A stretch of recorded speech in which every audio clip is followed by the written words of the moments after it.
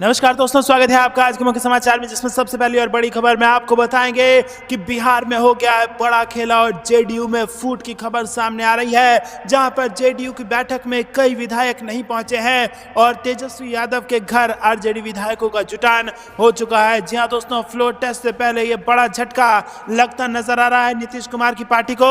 इसी के साथ दूसरी बड़ी खबर में आपको बताएंगे दोस्तों कि यहाँ पर भारत जोड़ो न्याय यात्रा से जुड़ी बड़ी खबर आ रही है, जहाँ पर लोगों के बीच में अपनी पहुंच को बढ़ाने के लिए और लोगों का भारत जोड़ो न्याय यात्रा में जुड़ने के माध्यम को और आसान करते हुए भारत जोड़ो न्याय यात्रा ऐप का लॉन्च कर दिया है कांग्रेस पार्टी ने। तीसरी खबर में जिक्र होगा कि महाराष्ट्र सरकार को बर्खास्त कर राष्ट्रपति शासन लागू किया जाए, उद्धव ठाकरे का सीएम शिंदे पर जोरदार हमला।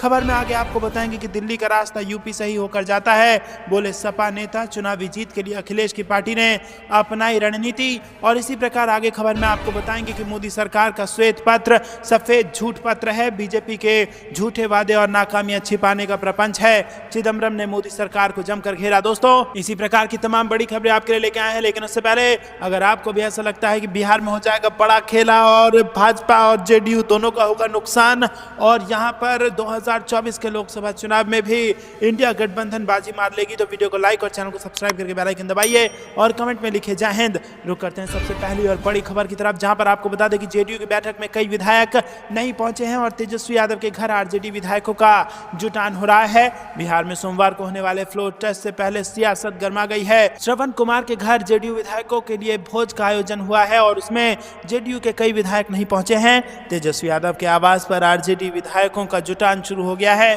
सीपीआई माले के विधायक महबूब आलम अचानक जीतन राम मांझी के आवास पर उनसे मिलने पहुंच गए। मंत्री आरजेडी ने भी विधायक दल की बैठक बुलाई है और बीजेपी का प्रशिक्षण सिविक बोध गया में शुरू होने जा रहा है। इसमें भी 1 दर्जन विधायक अब तक नहीं पहुंचे हैं। तो दोस्तों, भाजपा के 1 दर्जन विधायक और जेडीयू के भी कई सारे विधायक गायब हैं और ऐसा तब है जब बिहार में जो है वो शक्ति प्रदर्शन होना है, फ्लोर टेस्ट होना है और जब तक फ्लोर टेस्ट सफलता से पास नहीं कर लेती तब तक सरकार पर खतरे का तलवार लटका हुआ है। तो दोस्तों, क्या आपको ऐसा लगता है कि बिहार में होगा बड़ा खेला, क्योंकि तेजस्वी यादव तो इसी के दावे कर रहे हैं और इस भोज में ना पहुंचकर कई विधायकों ने भी बीजेपी और जेडीयू को कुछ ना कुछ इसी प्रकार का संदेश दे दिया है। दोस्तों, आपको क्या कुछ लगता है कमेंट में जरूर बताइए और वीडियो को लाइक करके चैनल को सब्सक्राइब कीजिए। रुक करते हैं अगली ब्रेकिंग न्यूज की तरफ, जिसमें आपको बता दें कि भारत जोड़ो न्याय यात्रा को लेकर यहां पर बड़ी खबर आ रही है और अब लोगों द्वारा भारत जोड़ो न्याय यात्रा में जुटना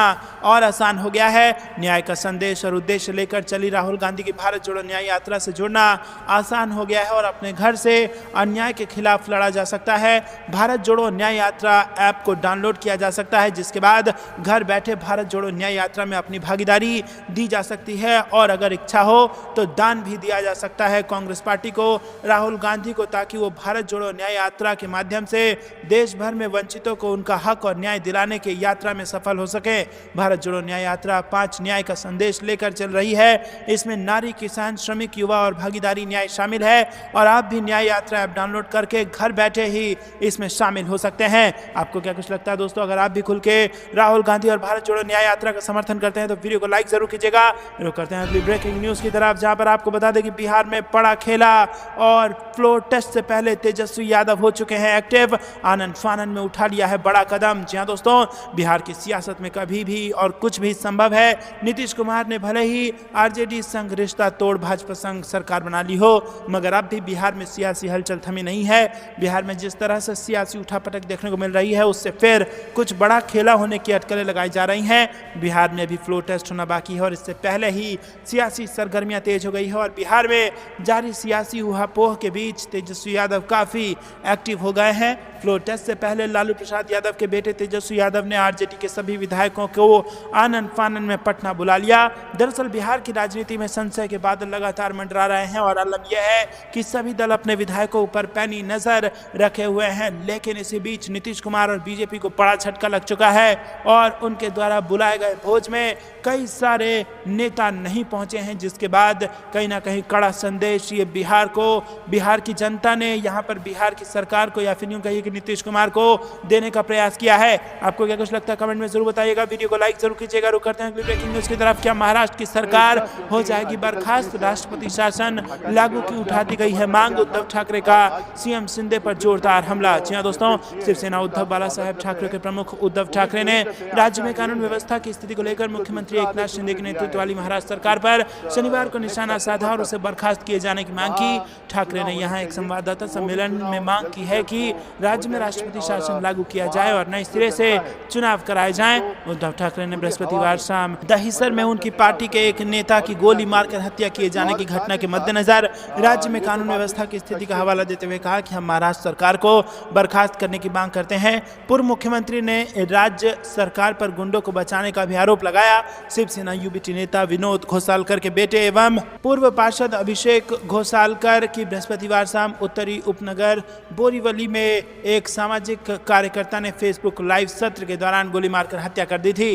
रुक करते हैं अगली ब्रेकिंग न्यूज की तरफ। दिल्ली का सत्ता यूपी से ही होकर जाता है, बोले सपा नेता। चुनावी जीत के लिए अखिलेश की पार्टी ने अपनाई ये रणनीति। जी हां दोस्तों, सपा नेता मसूद आलम खान ने लोकसभा क्षेत्र श्रावस्ती के विधानसभा श्रावस्ती, बलरामपुर, तुलसीपुर, गोंसडी से पार्टी कार्यकर्ताओं और समर्थकों से मुलाकात की। सपा नेता ने कहा कि गठबंधन के सबसे बड़े नेता पार्टी मुखिया अखिलेश यादव हैं और प्रदेश से 80 सीटें आती हैं और समाजवादी पार्टी और गठबंधन प्रदेश की 80 सीटें जीतने जा रही है। दिल्ली का रास्ता उत्तर प्रदेश से ही होकर जाता है। पीडीए के साथ सपा आगे बढ़ रही है। रुक करते हैं अगली ब्रेकिंग न्यूज की तरफ। मोदी सरकार का श्वेत पत्र, सफेद झूठ पत्र, बीजेपी के झूठे वादे और नाकामियां छिपाने का प्रपंच। चिदम्बरम ने बीजेपी को घेरा। जी हां दोस्तों, कांग्रेस के वरिष्ठ नेता और पूर्व केंद्रीय मंत्री पी चिदम्बरम ने मोदी सरकार द्वारा संसद में लाए गए श्वेत पत्र को दुर्भावनापूर्ण और अनुचित राजनीतिक आलोचना करार दिया है। उन्होंने कहा कि यह श्वेत पत्र नहीं बल्कि सफेद झूठ का दस्तावेज है। कांग्रेस कार्य समिति के सदस्य पी चिदम्बरम ने शुक्रवार को दिल्ली में जारी एक बयान में कहा कि सरकार का श्वेत पत्र उसकी दूषित मानसिकता को दर्शाता है। उन्होंने कहा कि यहां तक इसे लिखने वाले भी ये दावा नहीं कर सकते हैं। ये एक अकादमिक और पर्याप्त शोध के बाद तैयार किया गया दस्तावेज है। चिदम्बरम ने कहा कि ये एक राजनीतिक कवायद है जिसे पिछली सरकार को बदनाम करने और वर्तमान सरकार के झूठे वादों, ऐतिहासिक गलतियों, नाकामियों और गरीबों के साथ किए गए धोखे को छिपाने के लिए जारी किया गया है। चिदम्बरम द्वारा जारी बयान में आगे कहा गया है कि किसी भी कालखंड का निष्पक्ष और बिना किसी दुर्भावना के किया गया मूल्यांकन 2004 से शुरू होकर 14 में अचानक समाप्त नहीं होगा। दरअसल इसमें 2004 से पहले के और 2014 के बाद के उचित समय को भी सम्मिलित किया जाना चाहिए। उन्होंने आगे कहा कि जो श्वेत पत्र जारी किया गया है वो कोई श्वेत पत्र नहीं है, ये एक ऐसा पत्र है जिसका उद्देश्य पिछले 10 सालों में एनडीए के सरकार के असंख्य पापों और कृत्यों को छिपाना है। बयान में कहा गया है कि इस श्वेत पत्र का उपयुक्त उत्तर 10 साल अन्यायकाल 2014 से 24 शीर्षक से कांग्रेस द्वारा जारी ब्लैक पेपर है। दोस्तों, आपको क्या कुछ लगता है, क्या वाकई में अपनी नाकामियां छुपाने के लिए श्वेत पत्र लाया गया है? क्योंकि भाजपा पर हमला बोलते हुए कांग्रेस यही कह रही है कि जो श्वेत पत्र लाया है ये काला पत्र है, ये सफेद झूठ है और इसमें भाजपा अपने 10 साल की नाकामियों को छुपाने और पिछली सरकारों को बदनाम करने के लिए यह श्वेत पत्र लेके आई है। रुक करते हैं अगली ब्रेकिंग न्यूज की तरफ। 5 मांगे पूरी कर दो, मैं राजनीति छोड़ दूंगा, केजरीवाल ने दी बीजेपी को चुनौती। जी हां दोस्तों, दिल्ली के मुख्यमंत्री और आम आदमी पार्टी के राष्ट्रीय संयोजक अरविंद केजरीवाल और पंजाब के सीएम भगवंत मान ने हरियाणा की जींद में एक रैली को संबोधित किया और इस रैली में सीएम केजरीवाल ने हरियाणा की मनोहर लाल खट्टर सरकार पर जमकर हमला बोला। सीएम केजरीवाल ने कहा कि यदि सीएम खट्टर नौकरी नहीं दे पा रहे हैं तो वो कुर्सी छोड़ दें। आपको बता दें कि सीएम केजरीवाल ने रैली को संबोधित करते हुए हरियाणा सरकार के सामने अपनी 5 मांगे भी रखी। उन्होंने कहा कि खट्टर साहब के पास हरियाणा के बच्चे गए और उनको इजराइल भेज रहे हैं नौकरियां लेने के लिए, मजदूरी करने के लिए। वहीं पंजाब में भगवंत मान की सरकार को अभी 2 साल ही हुए हैं लेकिन उन्होंने अब तक 42,000 लोगों को नौकरी दे दी है। हम आज अपने सामने 1 लाख बिजली के बिल लेकर आए हैं लेकिन सबका 0 बिजली बिल आया। सीएम केजरीवाल ने मनोहर लाल खट्टर पर तीखा प्रहार करते हुए कहा कि यदि वो लोगों को नौकरी नहीं देना चाहते हैं तो वो कुर्सी छोड़ दें। और इसके साथ ही दिल्ली के मुख्यमंत्री अरविंद केजरीवाल ने कहा कि आप मेरी 5 मांग पूरी कर दो, मैं राजनीति छोड़ दूंगा। मुख्यमंत्री अरविंद केजरीवाल ने कहा कि 140 करोड़ लोगों की तरफ से मैं 5 मांगे सामने रखता हूं। पहली मांग, सबके लिए समान शिक्षा का इंतजाम कर दो, अमीर गरीब सबको अच्छी शिक्षा मिलनी चाहिए। दूसरी मांग, सारे देश के अंदर अस्पताल मुफ्त कर दो, सबका इलाज मुफ्त कर दो, केजरीवाल राजनीति छोड़ देगा। तीसरी मांग, आज महंगाई की वजह से घर चलाना मुश्किल हो गया गया है, महंगाई कम कर दो, केजरीवाल राजनीति छोड़ देगा। चौथी मांग, हर युवा को रोजगार दे दो। और पांचवी मांग की देश के हर घर में मुफ्त बिजली दे दो, केजरीवाल राजनीति छोड़ देगा। ये 5 मांगे सामने रखते हुए केजरीवाल ने कहा कि पूरा हरियाणा अब बड़ा बदलाव मांग रहा है। तो दोस्तों, हरियाणा में एक बहुत बड़ा संकट भाजपा के सामने खड़ा है और उस संकट का नाम है अरविंद केजरीवाल। और कहीं ना कहीं अरविंद केजरीवाल की और आम आदमी पार्टी की बात माने तो इसी डर के कारण भाजपा रोज ईडी और सीबीआई को केजरीवाल के घर के चक्कर कटवाती है ताकि किसी तरीके से इस बड़े खतरे को टाला जा सके और हरियाणा को एक बार फिर वहां पर सत्ता हासिल की जा सके। लेकिन यहाँ पर अरविंद केजरीवाल ने 2 टूक कहा है कि 5 मांगे पूरी कर दो, अमीर और गरीब सबको एक समान शिक्षा मिले, एक समान स्वास्थ्य लाभ मिले और सबको महंगाई से राहत मिले, बिजली फ्री मिले, ये सब आप पूरी कर दो तो मैं खुद राजनीति छोड़ दूंगा। रुक करते हैं अगली ब्रेकिंग न्यूज की तरफ, लेकिन उससे पहले दोस्तों, अगर आप भी अरविंद केजरीवाल की बात से सहमत हैं तो वीडियो को लाइक जरूर कीजिएगा। रुक करते हैं अगली खबर की तरफ। वोट रिकॉर्ड होने की पुष्टि की मांग पर सुप्रीम कोर्ट मार्च में करेगा सुनवाई। कोर्ट ने कहा कि ईवीएम को लेकर कितनी याचिकाएं होंगी दाखिल। जी हाँ दोस्तों, आपको बता दें कि सुप्रीम कोर्ट वोट दर्ज होने की पुष्टि कराने की मांग वाली याचिका पर मार्च में सुनवाई करेगा। एसोसिएशन फॉर डेमोक्रेटिक रिफॉर्म ने याचिका दाखिल कर मतदाता को वोट दर्ज होने की पुष्टि कराए जाने की मांग की है। शुक्रवार को यह मामला सुनवाई पर लगा था, लेकिन कोर्ट के पास समय कम होने के कारण मामले पर सुनवाई मार्च तक टल गई। शुक्रवार को जब न्यायमूर्ति संजीव खन्ना की अध्यक्षता वाली पीठ के समक्ष एडीआर की याचिका सुनवाई पर आई तो वकील प्रशांत भूषण ने केस को महत्वपूर्ण बताते हुए जल्दी सुनवाई की मांग की। उनका कहना था कि ईवीएम की चिप में प्रोग्रामिंग हो सकती है। वरिष्ठ वकील कपिल सिब्बल ने भी उनसे सहमति जताते हुए केस पर तत्काल सुनवाई की जरूरत बताई, लेकिन कोर्ट ने कहा कि आज मामले पर सुनवाई हो पाना संभव नहीं है। वो मामले को 18 मार्च से शुरू होने वाले सप्ताह में सुनवाई के लिए लगाने का आदेश दे रहे हैं। रुक करते हैं अगली ब्रेकिंग न्यूज की तरफ। सोनभद्र में कांग्रेस की भारत जोड़ो न्याय यात्रा की तैयारी। 1000 महिलाओं को लेकर चंदौली पहुंचेगी उषा चौबे। बोली, महिलाओं की आवाज उठाते हैं राहुल गांधी। जी हाँ दोस्तों, सोनभद्र में महिला कांग्रेस जिला अध्यक्ष उषा ने शनिवार को पार्टी कार्यालय पर पत्रकार वार्ता किया। उन्होंने कहा कि आगामी 14 जनवरी से राहुल गांधी की भारत जोड़ो न्याय यात्रा मणिपुर से चलकर नागालैंड, असम, बंगाल, झारखंड होते हुए छत्तीसगढ़ में प्रवेश कर चुकी है। कांग्रेस की यात्रा कई राज्यों से होकर 16 फरवरी को चंदौली में प्रवेश करेगी। रुक करते हैं अगली ब्रेकिंग न्यूज की तरफ। 19 फरवरी को अमेठी पहुंचेगी भारत जोड़ो न्याय यात्रा। सपा प्रमुख अखिलेश यादव भी होंगे शामिल। राहुल गांधी के साथ कर सकते हैं सभा। जी हाँ दोस्तों, अमेठी के पूर्व सांसद राहुल गांधी की भारत जोड़ो न्याय यात्रा 19 फरवरी को अमेठी पहुंचेगी। राहुल गांधी के साथ में प्रदेश के पूर्व मुख्यमंत्री अखिलेश यादव के भी अमेठी पहुंचने की संभावना है। बताया जा रहा है कि दोनों नेताओं की एक संयुक्त जनसभा गौरीगंज तहसील क्षेत्र के रायबरेली गौरीगंज रोड स्थित सगरा के पास हो सकती है। राहुल गांधी कार्यक्रम को लेकर कांग्रेस नेता पूरी तरीके से जुट गए हैं। रुक करते हैं ब्रेकिंग न्यूज की तरफ। भाजपा के अयोध्या दर्शन के जवाब में सपा की नई मुहिम। अखिलेश अपने विधायकों संग जाएंगे इटावा के शिव मंदिर। जी हाँ दोस्तों, यूपी में अयोध्या राम मंदिर पर अभी भी सियासत जारी है और समाजवादी पार्टी ने एक बार फिर राम मंदिर दर्शन के निमंत्रण पर किनारा कर लिया है।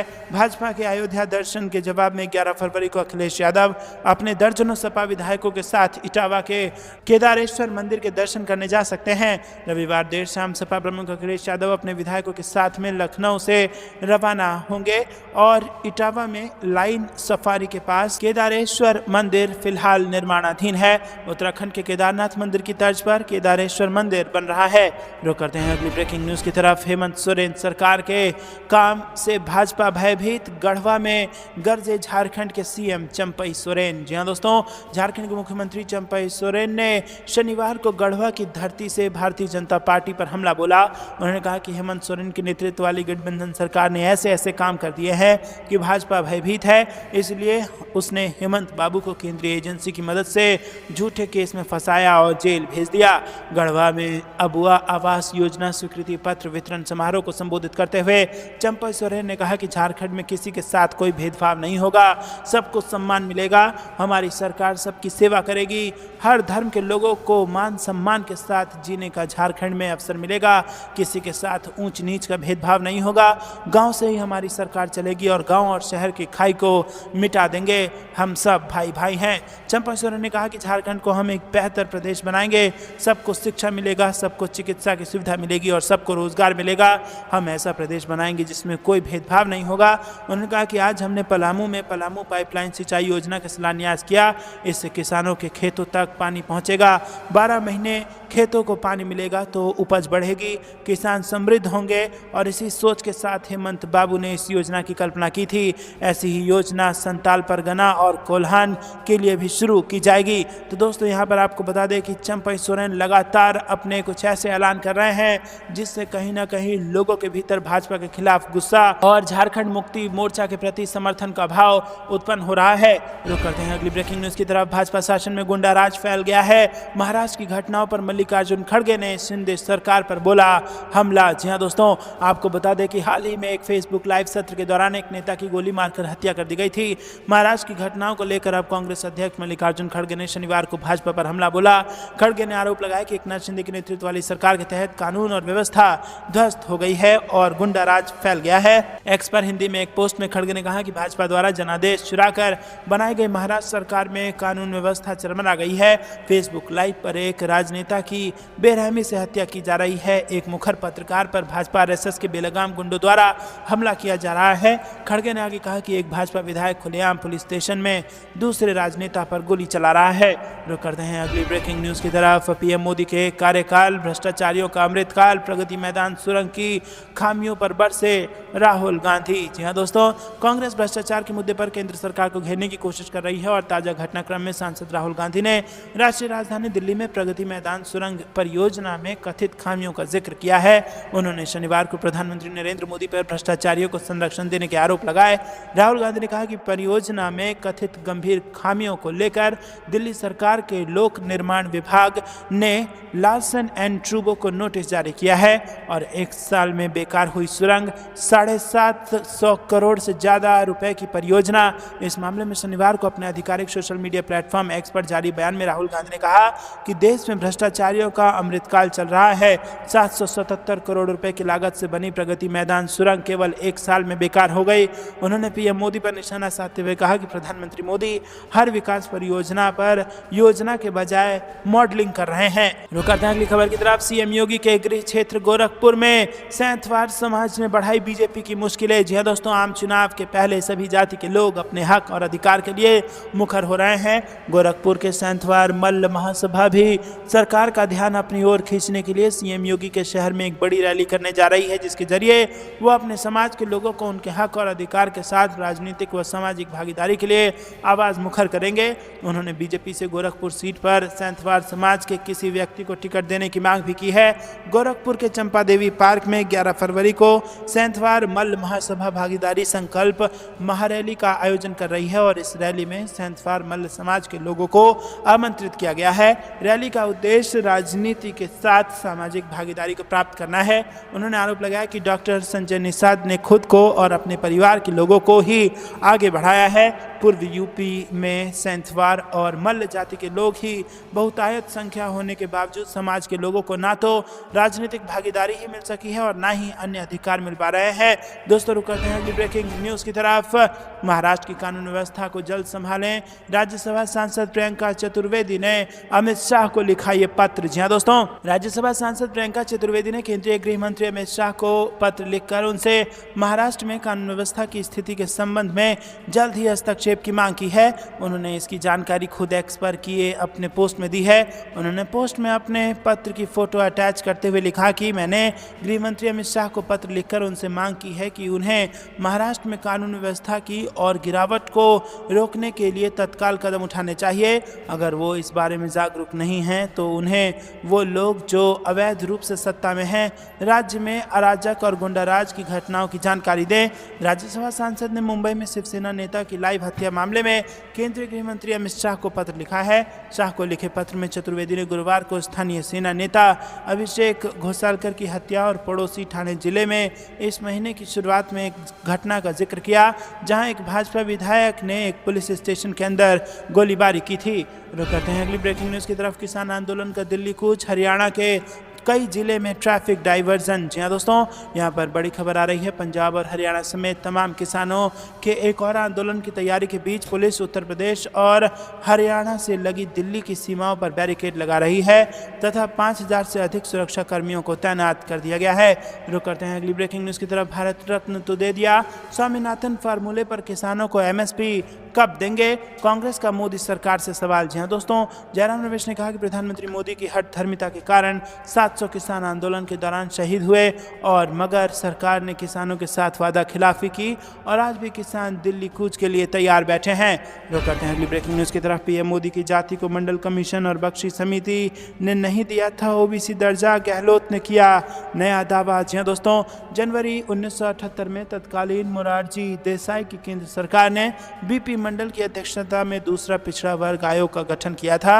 मंडल आयोग ने दिसंबर 1980 में अपनी रिपोर्ट सौंपी थी, लेकिन आपको बता दें कि यहाँ पर गहलोत ने दावा किया है कि पीएम मोदी की जाति को मंडल कमीशन और बख्शी समिति ने नहीं दिया था ओबीसी का दर्जा। आपको क्या कुछ लगता है दोस्तों, कमेंट में जरूर बताइएगा। ये थी दिन भर की सारी जरूरी और बड़ी खबरें। अंत तक बने रहने के लिए बहुत बहुत धन्यवाद। जानने वाले वीडियो को लाइक और चैनल को सब्सक्राइब करके बेल आइकन दबाइए और कमेंट में लिखिए जय हिंद। अभी के लिए इतना ही। जय हिंद, जय भारत।